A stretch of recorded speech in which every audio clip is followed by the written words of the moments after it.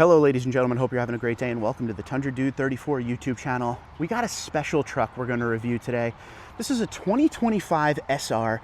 This is the base trim of Toyota Tundra. I have never driven one in the new generation yet, so we're going to learn today, ladies and gentlemen. I make videos on the SR every once in a while talking about what I think Toyota should do with it. Meaning, it's the base trim. It should be focused around small business owners, maybe some fleet truck sales, or someone that just wants a truck to do things, you know, around the house on the weekends. Just a very basic truck, doesn't have a lot in it. But it should have some stuff that aren't available on the SR. For instance, this has the twin turbo V6 3.4 liter, but it is a detuned version from the SR5 and up. I feel like they should bring that up to just have the regular twin turbo 3.4 liter twin turbo V6. This one does not have the bed lights and outlet. You cannot get that on SR. I wish they would have that. Anything that has to do with making the job easier for the person buying this truck should be standard on this. This has the tow package, which is an add-on option.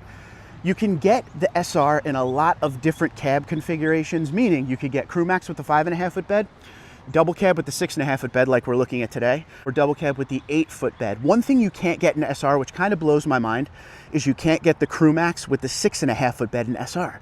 I think you would want to offer that in SR because, again, if this is like a small business truck and you have a little crew, you're going to want, you know, a 5-seater because the double cab is not big enough to fit 3 grown adults for a long period of time.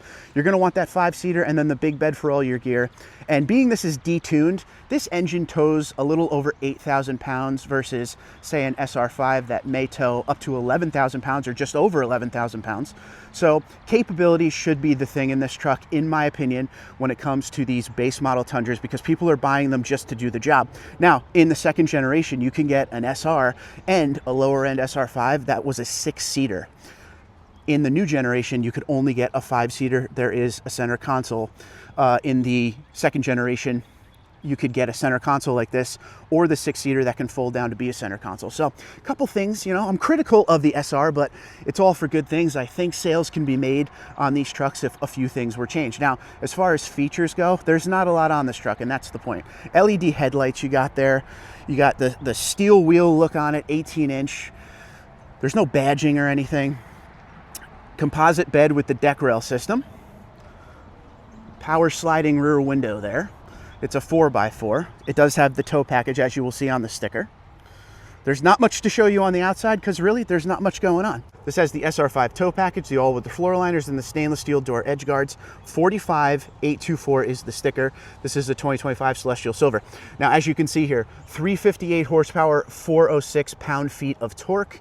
The regular 3.4 liter twin turbo V6 that is in the SR5 and up is 389 horsepower, 479 torque. So this is down a little bit on power. Let me know what you think in the comments below. Once again, this could tow just over 8,000 pounds or so. We're going to check the inside of this truck out, and then we're going to take this thing for a test drive and see how that engine feels. I'm sure it'll do the job just fine, but I want to get behind the wheel and see for myself. First time driving an SR in the new generation. All right, so let's take a look at the inside of the SR. Again, this is the double cab. This is the smaller cab. So sure, you could fit people back here, but not for a long time, not very comfortably. It's kind of tight. It's not like the second generation double cab, so keep that in mind. You got, if you pull this here, you got a little space back over there. This is where the JBL system would go if you were in a higher trim Tundra, but you have a little more space there. Seat back up. Fabric seats, of course, underneath.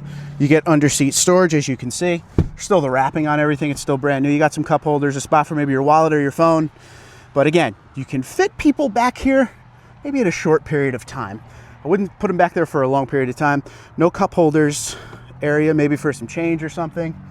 Not a lot going on in this truck. Once again, very base model. As you can see, black interior, which this looks good to me as far as a very base model truck.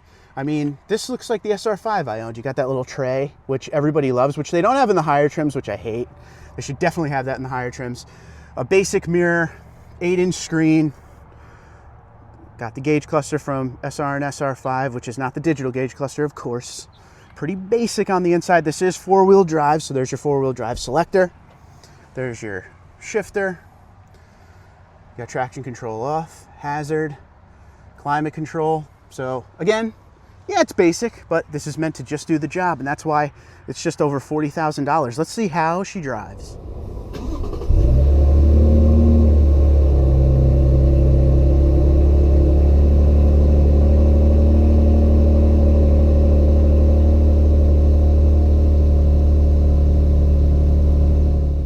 All right, let's take the SR for a little ride here and see how similar / different it feels from some of the other trims. You're not going to get parking sensors on this. This has the small fuel tank, or the smaller fuel tank, which is 22.5 gallons, I believe. And if you get up into the other trims of Tundra, there's an available 32-gallon tank as well. But this one, again, it's not going to have a lot of extras on it. But let's see how it feels out on the road with a little less horsepower than your regular SR5 or higher. And just, I mean, this is my first time in SR, remember. Initially, feels like any other Tundra when it comes to the regular iForce. It definitely doesn't feel like the iForce Max. But yeah, I don't feel anything different. One thing that was interesting is when I got in, this has the manual seat. There's not a lot of power anything in here. Good news, there's power windows. The 8-inch screen isn't really hooked up yet. I have to set up an app or whatever, connect with my phone on a QR code. But you know, we're not gonna mess with all that today. This has the basic sound system of 6 speakers, but here we go. I'm gonna have to do it again here. Start the eye rolling. Toyota did a great job with the new generation Toyota Tundra platform all the way through. It just drives fantastic. Even in the lower trim here, I said to you in the walk around, I feel like this truck is definitely missing a few things, but as far as power goes, this has some power. I want to know what you guys think in the comments below. Do you think that they should have the regular iForce engine in this? What are your thoughts? I would love to know. Just in the way of, you know, I think of the SR of the second generation, which always had, you know, the lower V8, the 4.6. But then when it became 5.7 only, you got a low trim Toyota Tundra with a 5.7 V8. So you were only missing, you know, some interior features and all that, but you still had the best engine available for Tundra at the time. As I'm driving this, I got to be honest with you, I don't feel as strong about, you know, this should have the regular 3.4 liter twin turbo V6 and not a detuned version, because honestly, maybe it's because I'm in a double cab 6.5 foot bed and this truck is a little bit lighter. It feels pretty good. Where I think it hurts a little bit and where it draws my attention is the fact that this truck can only tow a little over 8,000 pounds versus the regular 3.4 liter twin turbo V6, which can tow, you know, upwards of 11,000 pounds depending on configuration. So that's where it hurts. And that's what I was talking about when we were walking around the truck a little bit. I just wish this truck was geared more to the person with that small business, you know? Like, it doesn't need a 14-inch screen. It doesn't need leather seats, heated seats, anything like that. The power seat, I'm fine. Cost cutting, I'm into it. But bed lights and outlet. Toyota now offers tow hooks for the Toyota Tundra on their parts website. So there is tow hooks for the Toyota Tundra. They don't come from factory. You got to get it through the parts department. But make the SR standard tow hooks. You know, things like that. Put the CrewMax with the 6.5 foot bed option in there as well. I mean, those to me are small things. Make this truck not just a base model. Make this truck, sure, a base model that lacks all of the fun luxury stuff, but is built to be used for your intended target, in my opinion. I mean, you guys can let me know what you think in the comments below. And of course, that's where you start adding on the price. Am I right? So the price tag ends up going up a little bit when you start adding things like, you know, bed lights and outlet and things along those lines. If you're gonna buy a base model Tundra, you're buying it for a reason, okay? And that's why they have different levels of trims. You're probably buying this to use it, and you're gonna want all of the utility possible. So make the SR ultimate utility. And I'm very critical on the SR. I've been for years, but that's not a bad thing. I'm critical because I love this trim, and I think they could do a great thing with this trim if they just change a few things here and there. But let's do a quick little spin around here. Little 3-point turn. We'll see what the turn radius is on this. I always turn around right at this spot. And People talk about the turning radius on the new generation Toyota Tundra is not very good. I don't feel like it's terrible unless we are talking about the TRD Pro Tundra. TRD Pro Tundra, the turning radius in the new generation is pretty rough, but these just feel like any other Tundra. So let's recap a little bit here because I'm rambling on because of the coffee. This is my first time in an SR. I was kind of thinking, all right, detuned engine, am I gonna like it or am I not gonna like it? My tune has kind of changed a little bit.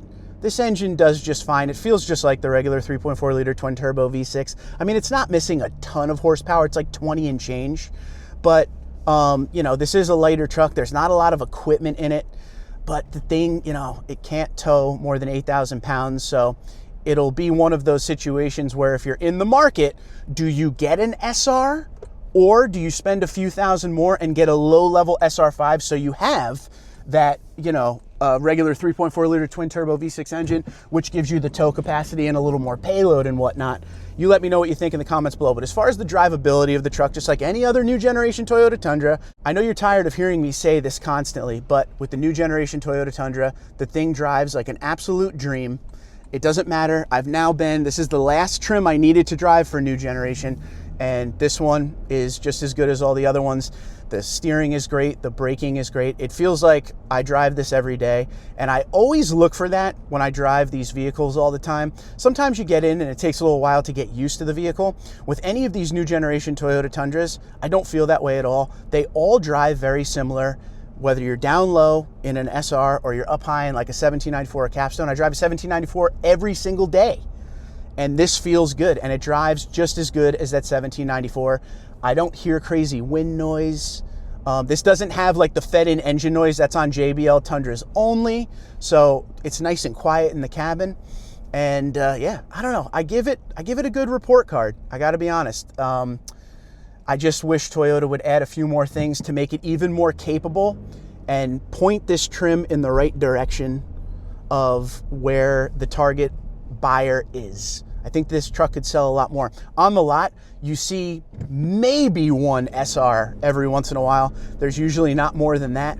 And I'm sure they don't make a lot of money as far as like sales when it comes to this. People buy SR5 limited. This one probably isn't a big seller, but I think with a few changes here and there, maybe this one could be a big seller. But it was a pleasure to drive. Thank you, Conicelli Toyota. Thank you, Ryan Hood, my salesman, for allowing me to test this truck. And if you're in the market for an SR, definitely test drive this because you could save a few $1,000s. I think the sticker on this is about 45 or so thousand, and they're offering it for just over 40. So this is almost like reasonable pricing again for a little while. Twitter, Instagram, LinkedIn, Facebook, TikTok at TundraDude34, TundraDude34 at gmail.com. You guys have a great day. Be safe and be well.